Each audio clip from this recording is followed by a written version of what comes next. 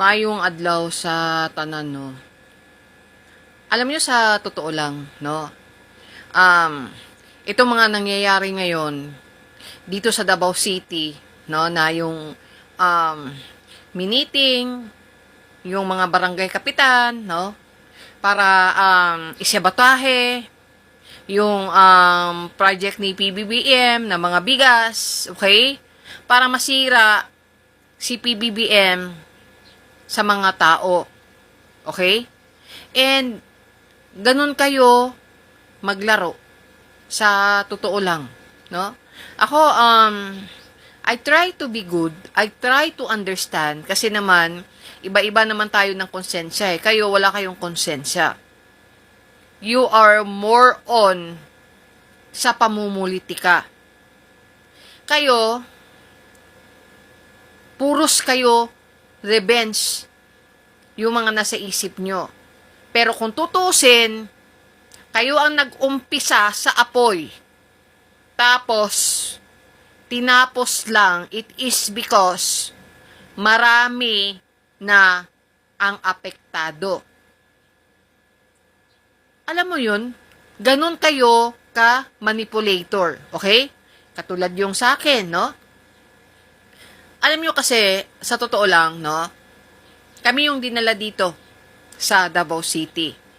And then, itong year na to, hinahabol namin yung kanilang accountability, most especially itong si Bongo, no? Na natural. Siya naman ang nag-order, sila ni Digong, na ipakuha kami sa amin. Tapos within 2 months, no? Alam niyo sa totoo lang, doon talaga ako nagpapasalamat sa mga relihiyosong grupo, hindi yung kulto na nagdadasal para sa akin. It is because itong player nila, no, may sinabihan na may planong ipa-search warrant ako, no, dahil meron daw akong baril at saka droga, okay? Ang lahat na detail, like puputulan kami ng kuryente, no, puputulan kami ng internet, no, nagka-match-match talaga, no? Kasi alam nyo, ako, hindi naman ako agad-agad talagang naniniwala because you know naman kung ano yung politics, no?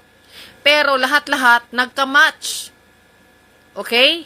And then, automatically, nag-inform ako sa Presidential Action Center, sa MRO, and sa 888, na itong pulis na akala namin na magbabantay sa amin is nasabotahe.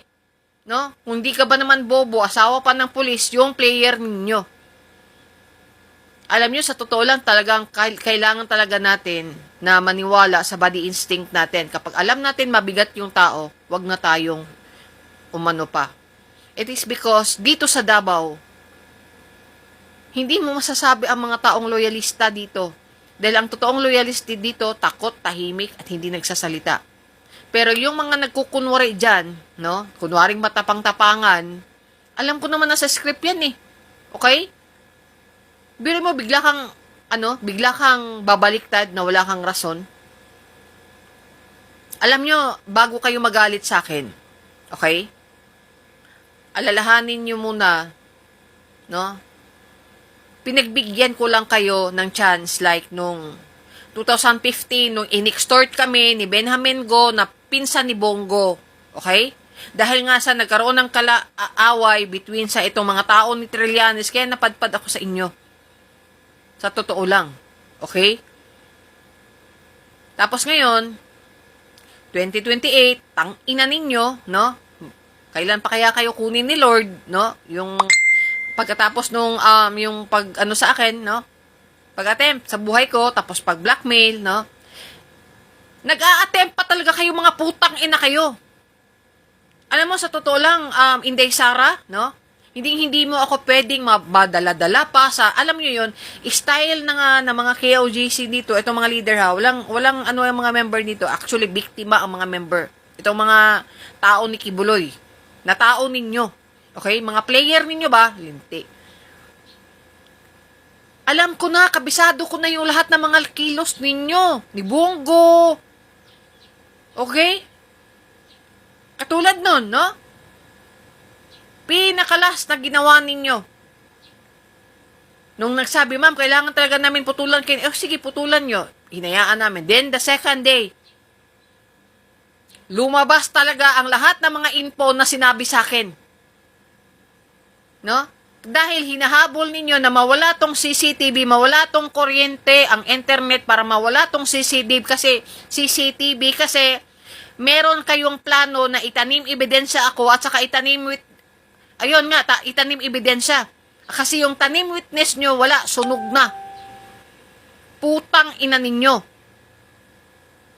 Tapos sasabihin nyo, magtatakbo kayong presidente, tatakbo kayong vice president, tapos ganyan kayo ka-immature. Alam mo, ang pagiging leader, kasama yung sakripisyo at pagpakukumbaba, hindi yung ang constituents ninyo, yun yung magsasakripisyo para sa inyo. Punyeta kayo kung akala nyo.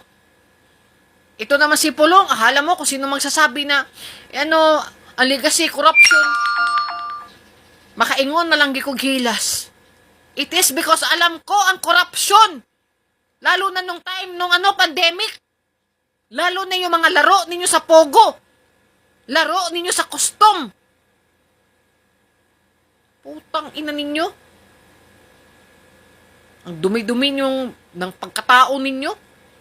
Biruin mo ang isang pangulo na merong matino na mga anak. Merong buo na pamilya. Tapos sabihin nyo, adik, kahit ginamit nyo pa yan si Manang Aimee, isa pa yan. Handang ipagpalit ang kanyang ading para sa vested interest niya. Kaya kita mo nga yung mukha niya. Parang wala ng kaluluwa. Sa sobrang sakim sa kapangyarihan. Sa totoo lang, no? Ako, ang masa, pagod na sa inyo. Sa totoo lang, no? Imbis na tumulong kayo sa Pangulo, alam nyo, akala nyo, dahil yung sa mga misencounter ko sa DOJ, no? Which is until now, humihingi talaga ako ng tulong sa presidente na maiayos yun. Okay? Sa isang mga taga-PCO, itong tao nila na yung nangyari sa akin, hindi yun magiging rason para bumaliktad ako. Dahil ang laki ng respeto ko sa Pangulo. Dahil dating kahit na nag-criticize ako sa kanya, nung time na binantaan nyo ako, yung time na inattempt nyo kunin yung buhay ko, yung time na binlockmail nyo ako, isang email lang sa Presidential Action Center. Isang tawag lang. No? Alam nyo ang kaibahan lang, no? Sorry ha. Alam ko masasaktan kayo. Masakit kasi sa inyo ang katotohanan. Si FPRRD, basta tao niya, kahit mali, lahat-lahat gagawin niya para mapagtakpan niya lang. Pero si PBBM, example, kahit na si Vice President Sara Duterte, kung ano man yan, he has to face. She has to face yung lahat na ginawa niyang korupsyon. Katulad nung nangyari sa confidential fund. I am not judging Madriaga. It's just that hindi ko siya kilala. Pero nung mga style na mga ginawa kay Madriaga na parang familiar sa akin kasi yun din yung mga ginawa nila sa akin Last itong pinakalas ang attempt, no? Na itanim droga ako, Diyos ko, ang dami. Ayan si Ma'am Asila, yung tumutulong sa akin na financially, nung pinutulan ako ng internet. Sila yung tumutulong sa akin. Kaya, bago kayo gumawa ng isyo, ibahin nyo naman. Okay? At siya yung 20 pesos na bigas, kailangan yan ng mga constituents dito sa Davao. Huwag nyo kaming idamay sa paghihiganti ninyo. Dahil ganyan yung leadership ninyo. At hindi na kayo mananalo sa national election. Okay? Sorry. Because I am done.